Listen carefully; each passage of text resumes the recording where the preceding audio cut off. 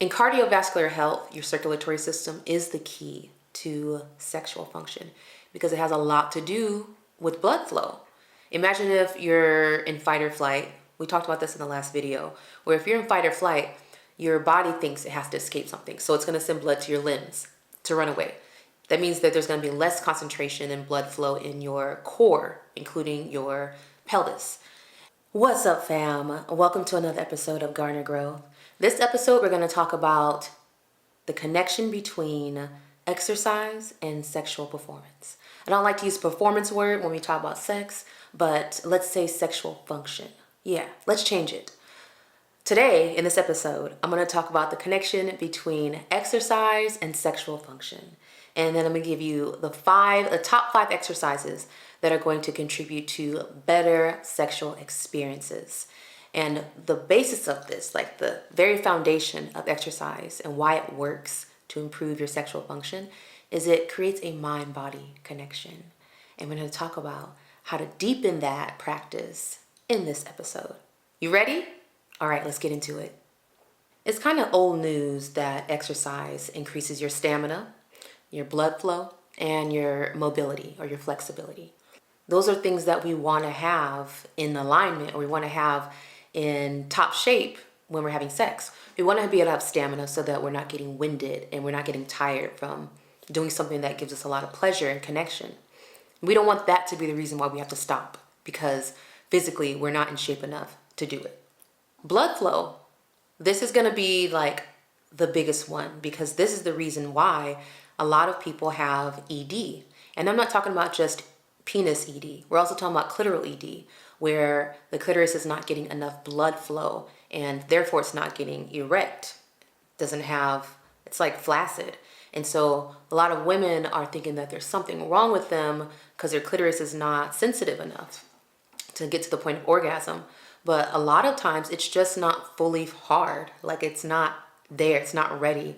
Just like if you saw a man's penis and it was like, limp noodle, you would be like, okay, that's not ready. It's not ready, right? It's not cooked all the way. So how can you let it cook? And these exercises I'm going to share with you, some of them are very direct and some of them are indirect, where it just improves your overall circulation and blood flow and mind-body connection. And mobility is important because not just for the thrust, you store a lot of tension and emotional energy in your hips. And when you have those kinds of blockages, emotional blockages in your body, it's going to affect the way that your energy flows and how deeply you can relax into your sexual experience. And women typically carry a lot of emotional energy in their hips. And it makes sense, right? Because this is like the cradle of your womb, where you hold life, where you conceive life. And it really makes sense that we hold a lot of emotions there. And you'll notice, as a person that has a lot of maybe emotional suppression or things that are just unprocessed, you will probably walk stiffer, or you'll be walking in a way that's very unnatural. Doesn't have a flow to it. So when your emotional energy is not flowing, you also notice that the mobility in your hips is not flowing. Have you ever seen a woman walk and she just seems to kind of just like float in the wind? And she seems like, she doesn't have a care in the world. And that carefreeness seems to show in the way that her body moves through space. And then with men, there's something about the way a man walks, for me especially. I don't know if you guys feel this, but it's the way he carries himself with confidence. That shows me stability. It shows me order. It might show me athleticism, which shows me that you can be consistent at something and grow skills and achieve things. There's a lot of nonverbal communication that happens when you look at the way that somebody walks and carries their body in space. And exercise is going to help you to improve that, because whenever you exercise, you have to pay attention to the way your body's moving. Otherwise, you might get injured because you're not using proper form. And I noticed this a lot with squats, which is one of the 5 exercises. But with squats, you have to be really aware. You have to be really aware of your form. Otherwise, you can hurt your back.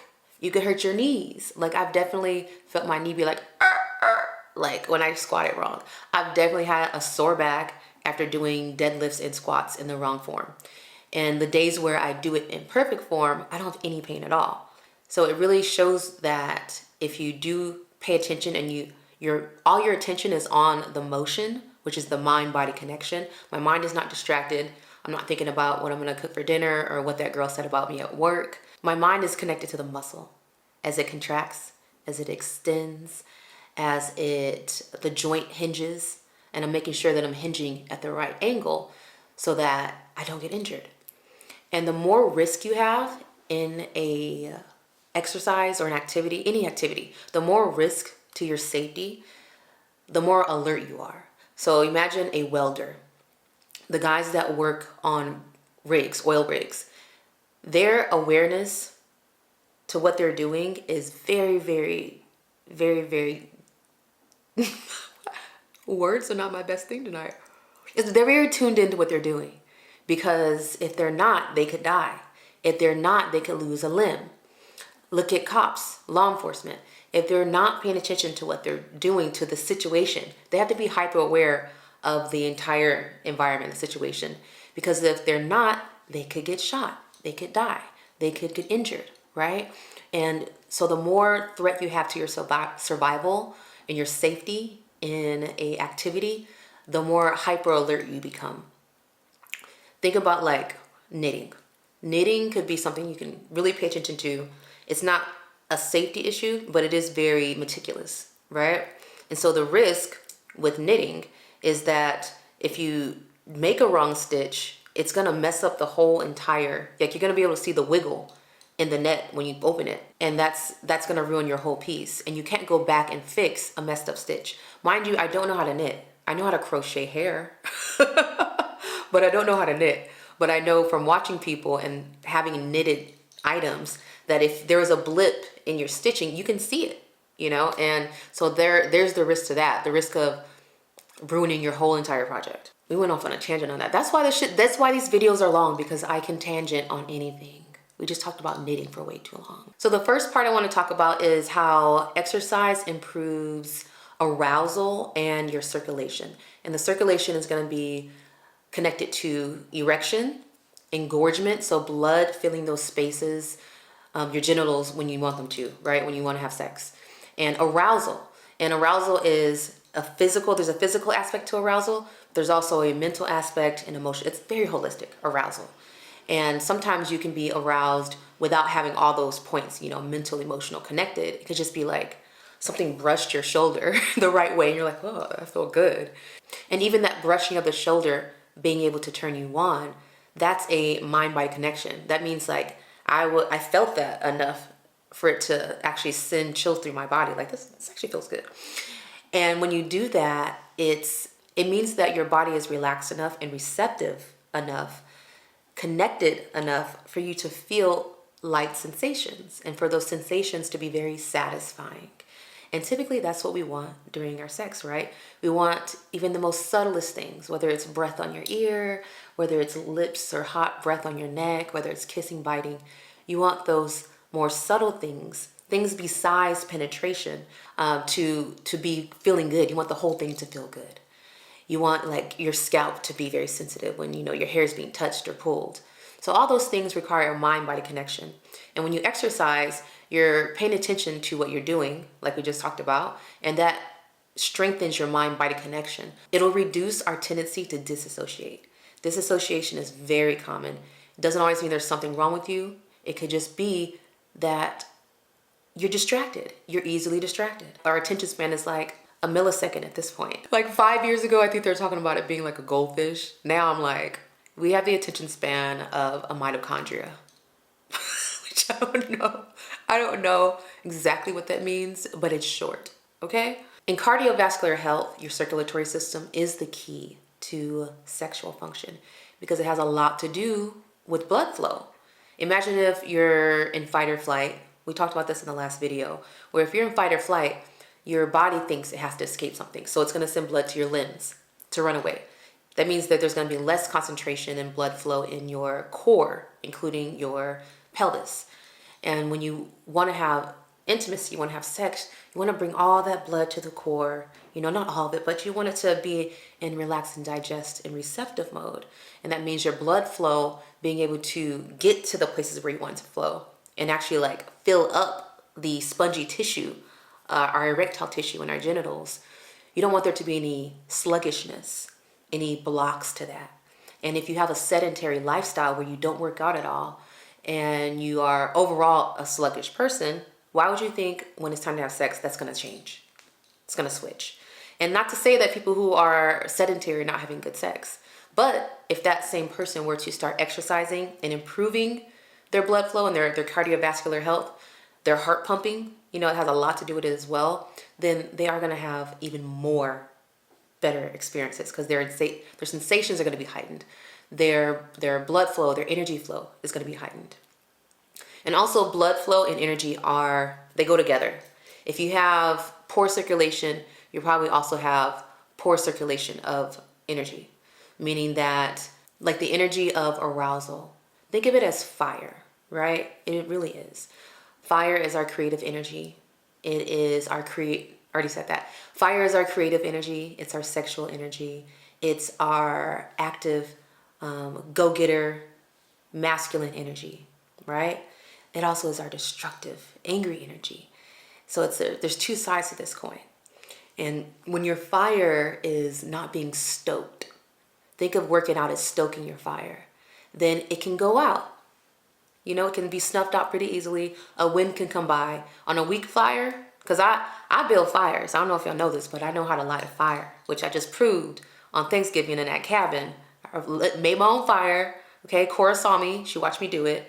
And it lasted all night until I wanted to. Anyways, I'm just bragging. So you light a fire and it gets weak if you don't stoke it, if you don't keep adding logs to it and keep moving it around, keep letting air circulate through that fire. It starts to kind of like smother itself. When you exercise, you're doing an aerobic activity. And so you're breathing heavier, right? It's like you are accelerating your engine. And I can go on with metaphors for days with this. Because even a car, if you let a car sit forever, you don't let that battery move and charge, you don't let those fluids circulate around, it gets stale, right? It gets stiff. It might not start up. It doesn't start up as well as easy. And it might even like putter a little bit, right? It might stop working. Some parts of it might stop working.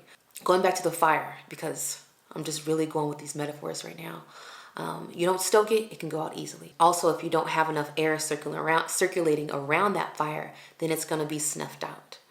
And the way that you get air into your biological fire is to breathe, to do aerobic exercises, to increase your heart rate, to increase your metabolism, to increase the accelerating of your energy, right? So we got to rev the engine, y'all. We got to stoke that fire. And we got to rev that engine. And if you don't, your fire's going to go out. You're going to be sitting there all stale. And you're not going to be happy. I don't know why I'm doing this. With women, we're going to get a lot more lubrication with better circulation. And this is important, especially for older women who naturally with menopause, you can tend to get drier. I think there's a lot of lifestyle things that go along with menopause that also cause dryness. But part of it is not stoking the fire enough, right? And so if you find an older woman that works out, sexual function is a lot more in alignment with her health. And so she's able to get lubed. She's able to feel and be very sensitive because blood's flowing down there. Nerve endings are being sparked all the time. They're not stagnant and stale, because that could happen. If you don't use it, you lose it kind of thing. If you have places in your body where you're numb, you don't have as much sensitivity, you can increase that with more stimulation. So nerve endings are very flexible. They're very agreeable. They'll work with you, okay? Second thing is it increases stamina and endurance. And we talked about that. We don't want to have to run out of breath. You don't want to have to end your sex earlier than you want it to because you don't have enough cardio conditioning. That will suck, right? And it happens all the time. So it's not like it's abnormal, but it sucks. And it doesn't have to be that way. And you would feel so much more empowered. You feel so much more sexy when you can just keep going and you're sweating and you feel like your heart is pumping and you can just keep going and it feels empowering. That's all I have to say about that. And sometimes it takes longer to build up arousal. It takes longer for our bodies to get to a state, like a level of arousal, to where we can reach orgasm and reach those higher levels of pleasure. And what if you don't have enough stamina to get to those levels? Then it's going to be harder for you to experience the type of sex that you really want and you're capable of. But the thing that's keeping you from experiencing that is cardio conditioning. You're just winded.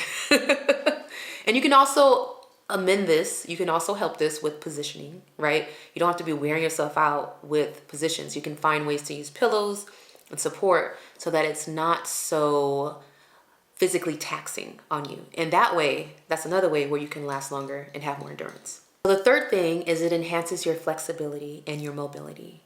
Being able to hinge those hips back and forth, being able to move with your partner, move together, and being able to throw it back, that all has a lot to do with flexibility. And so yoga is a great thing to do with this, like the child's pose, any hip openers, frog pose. Those are all great ones to do to keep your hips loose. And butterfly stretch, I do all of those. And they're really relaxing too. Like it's good to, it's not physically taxing, but you just lay there with your hips open and just kind of lean side to side and slowly open up those hinges. And you'll notice that not only will you be able to move better when you're having sex, but it also means that energy and blood flow is flowing easier in that part of your body. And so less stiffness physically is going to be, it's going to be less of a hindrance of blood flow and energy flow. And energy is going to flow and sensation is going to grow. So that's why it's important to be open and flexible, because it just creates more of a flow. Flow is good for every part of our lives, whether it's an emotional flow, conversational flow, a mental flow where you're able to just like focus on what you're doing. It's always a good idea to be in flow. And really that's the natural state of our bodies and our connections. The natural state of all this is a lack of resistance. And what is that? It's flow. The fourth thing is it reduces stress. When I exercise, sometimes I do it just because I'm feeling stressed. There's a lot on my mind or having some emotional energy that I want to process. And I don't want to process it by journaling and laying down. I want to work it out. And it takes my mind off of whatever I'm thinking about, because now I'm like, I have to focus on my form. I got to focus on my breathing. I might be counting some reps. I might be looking at other people at the gym. It's a wonderful distraction, but it also forces you to focus your mind on what you're doing. So it forces you to have that mind-body connection again. Just taking that break from whatever was bothering you. When you're done working out, it doesn't come back the same. It doesn't come back as strong. And if it does, like it takes time for it to like come back. So if anything, it gives you time to just be in a flow state and be calm. Think about things, whatever you're worried about. Think about it from a more stable, emotionally stable, or just a calm state, more heart-centered state. And I always think that when you make your heart pump and work really hard, that it also is a way for you to move emotional energy, right? Because we feel emotional energy in our chest. And so imagine when you increase your heart rate with exercise, you're forcing movement. And all that movement is metabolizing.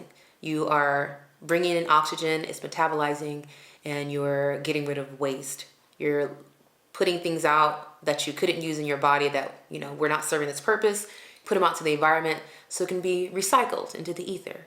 And it's like the circle of life for all energy, because no energy is created. It just changes forms.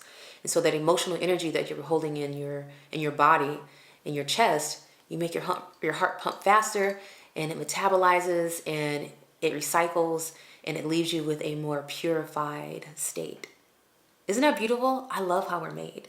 Like, you did that, God. You really did it. Couldn't have done better myself. Exercise also improves your confidence. I know I feel better when I exercise. When I be seeing people, no matter what age, no matter what size in the gym, they be looking in the mirror, looking at their progress. Like, it makes you feel good that you're doing something for yourself.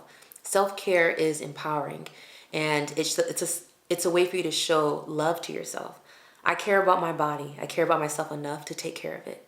I care and love myself enough to give myself better health, to reassure myself, or to reduce my risk of suffering physically with illness and putting in the effort to make sure that I don't, fall ill to something that I could have prevented through just taking better care of myself. That is a way of improving your confidence and improving your sense of like empowerment.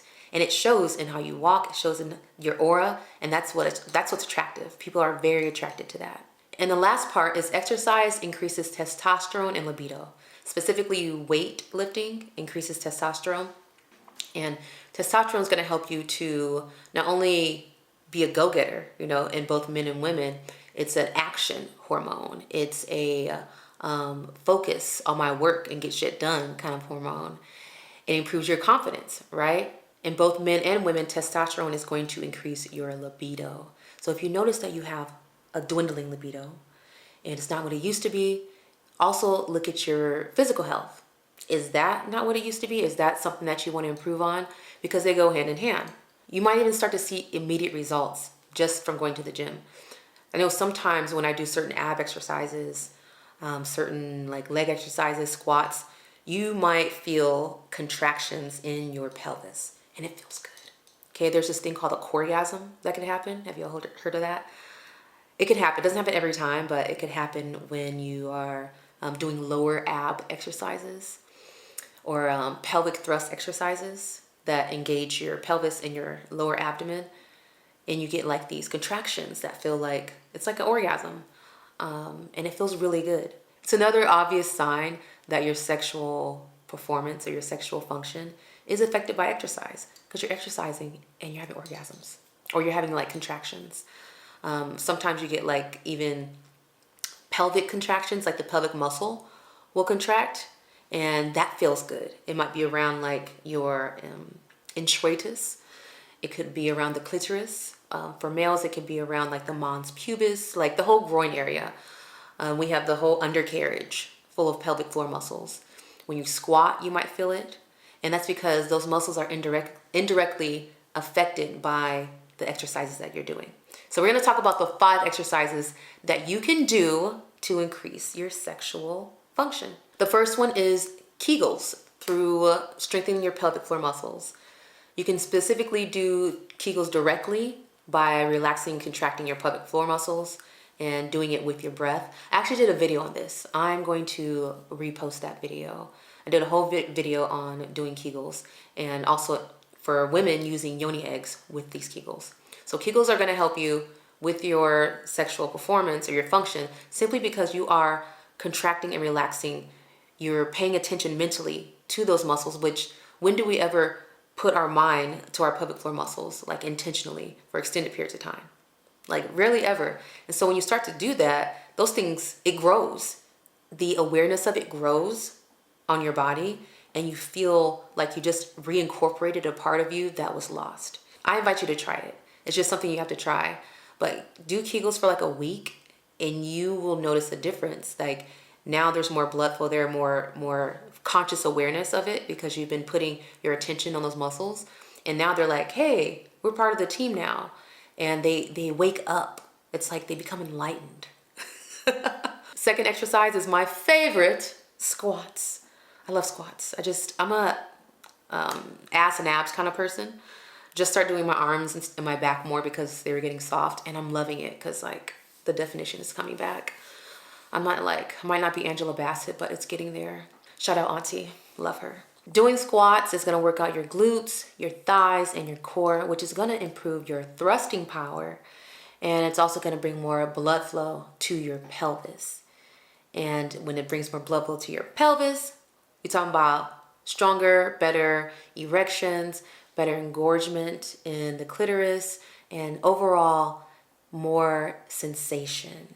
You know when your foot goes to sleep, or you like sit on something, or like put a rubber band around your wrist and you stop circulation. That's what I'm trying to get to.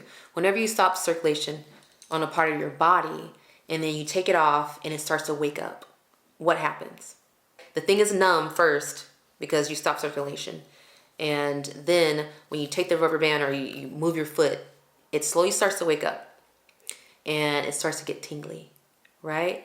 And then it starts to feel kind of like jello, like you feel something, but it's like a dulled sensation. And then as it starts to wake up, it gets tinglier and might even like feel kind of like painful.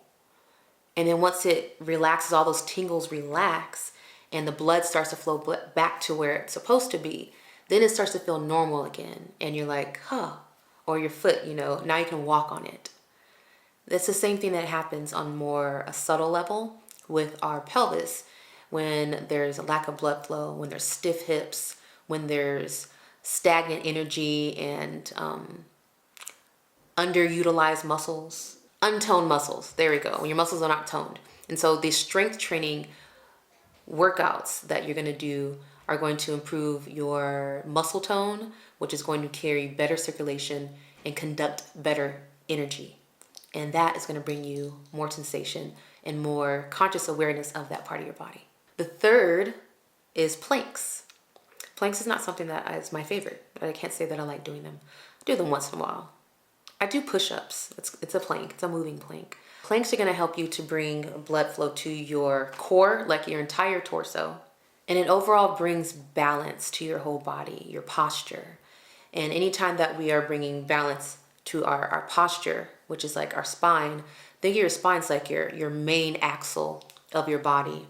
And when you have good support and blood flow and connectivity through that, it's going to help all the signals carry faster, all the signals going to carry more effectively, and the blood's going to flow more effectively. Now, when you have a stiff spine, like you can't touch your toes, it's not acceptable. Unless you have some injury, you should be able to touch your toes. And I'm not lifting off that one. You got to be able to touch your toes, okay? Bare minimum. And the reason why I have that standard in my life is because it keeps your spine flexible. I can touch my toes beyond my toes, of course. Like I can stand on my hands flat on the ground because I've been doing it for years. And to me, that's even like, I'm not like ballerina flexible, but I continue to have at least that standard to keep my spine flexible, because when you have a stiff spine, it leads to a bunch of injuries. That's just what it does. It leads to injuries, and it leads to illnesses that we have no explanation for, but it could be just a lack of conductivity of your energy, your signals from your spinal cord to the other parts of your body, and blood flow. When those two things are being limited, things become numb and they disassociate from the body. And so we can make sure that we have a whole connected system just by being flexible and exercising and making sure that our whole system is maintained to a certain level of function. You gotta have your own standards. I can't tell you what they are, but you gotta have your own standards for yourself, and you gotta choose your battles. What are you willing to deal with? Do you want to wake up in the morning and be stiff and sore and just kind of allow things to happen with age? I had a really good conversation with this lady at the gym. She says she's 78. I just saw her yesterday morning, actually. And she sat there and she was watching me work out. And she finally came over and told me I had good form, which is really a compliment because I was doing deadlifts and my deadlift form is like questionable. But I was doing it right. She came over and said I had good form. And she told me how when she was 19, that a guy told her about strength training, about lifting weights, and how that changed her life forever. And she walks fine, y'all. Like she's good. She has good gait. She walks upright. She's not hunched over. And she be lifting. She was like, yeah, I can flip a tire. Like she was bragging. I was like, yes, grandma. Like totally inspirational. Like I had a great day just talking to her. And then she gave me compliments and stuff before she left, like a nice grandma would do. And she encouraged me. She's like, yeah, keep going, keep it up. Like it's going to be better for you in the long run. And I just saw her yesterday. She had on a nice like purple outfit. She'd be looking good, And I know she probably got her little young thing out there because she has the stamina and the energy, the blood flow to go, okay? So it works. It really works. And even as a nurse, I've seen people of the same age just decrepit, right? And I've seen people who are 60 in the gym looking like athletes, and I've seen people who are 60 as my patient who are just really sickly and weak. And not to say that they are like that because they didn't exercise, but there's definitely a connection between lifestyle habits, how you take care of yourself, and how you're gonna age. Like we can't deny that. And there's no better time to start taking care of yourself for the sake of aging better and having a higher quality of life as you age than now. Because that's really what it's about. It's not so much, about looking good, even though I like to look good. That's one of my motivations. It's also about feeling good and being able to take care of yourself in life. Most of us don't want to be a burden or feel like we're a burden on our family as we get older. Even though you're not, as they say, you still feel that way as you lose your ability to take care of yourself. And so now just start taking care of yourself and let it be something that carries you, through your old age, where you feel proud to be more independent as you get older. The fourth one is yoga and hip stretches, which I already went over. So we're talking about like frog pose, child pose, anything that keeps your hip flexors nice and flexible, making sure you do a lunge stretch. I find that it's nice to make a goal to do the splits. So even if I don't get down to the splits, I'm doing those stretches that lead to it, and that makes me more flexible. Butterfly stretch, cat-cow pose, and the pigeon pose. Pigeon pose is one of my favorites, actually. I actually think I do the crow. Are those the same thing? And then the last exercise is HIIT training. Definitely one of my favorites too. I do a mixture of HIIT training and strength training. I superset them into my workouts. Those really get your heart rate pumping. It helps to build your stamina, and it burns fat, and it also increases your dopamine. And dopamine is that feel-good reward hormone that makes us want to keep doing something. So it helps us to continue to work towards something. That's also a part of our sexual experience. So your body's able to produce and release dopamine while you're exercising, which was only going to enhance your dopamine release while you're having sex, because it's another physical activity. It's another form of exercise in a way. I guess it depends on how you do it. You're going to get the dopamine. And this is a way that exercise is going to contribute to your desire and your arousal, because overall it's going to increase your libido, your desire for sex. That's what libido is. And typically libido fluctuates. It fluctuates during the month for everybody. The fluctuations will look different, but everybody has fluctuations. So don't expect your libido to be the same every single day. But do know if you are having a lower libido than you would want, and that is working for you in your relationship, that working out is going to be a way for you to increase that. And even mentally, it's also the confidence that comes from exercising. It's the mind-body connection. Like, you're more connected to your body. You're more in it. You feel more of it. So yeah, let's have some more fun with it. Let's enjoy my body more, which translates to libido. So in conclusion, let's close this off, y'all. Those are the 5 exercises that you want to do to increase your sexual function.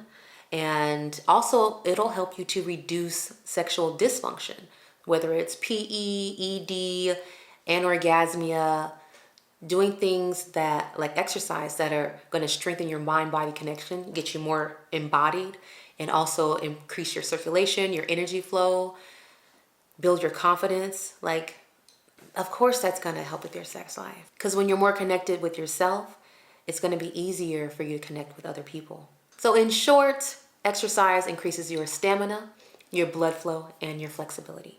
And the 5 exercises that you want to do to enhance this: Kegels, squats, planks, yoga, and HIIT training. All right, so try incorporating 3 to 4 of these exercises into your daily routine. You can start with the easiest ones, start with less frequency, like a 10-second plank if it's really hard for you to do a 30-second plank or a minute plank. You can start with doing unweighted squats and then work your way up to doing weighted squats. You can actually do, Insanity is one of my favorite HIIT training programs, and I used to do that all the time. So there's so many ways to incorporate these 5 exercises into things that you already do. You can just do them in the morning, the evening. Just find what works for you. So let me know in the comments which one of these you're gonna try, what you got out of this video. If you have any questions or feedback, if something is really working for you, let us know that too. And don't forget to like, subscribe, and share the video, because a lot of people could benefit from this information. See you later. Leave with love. Like, subscribe, share the growth.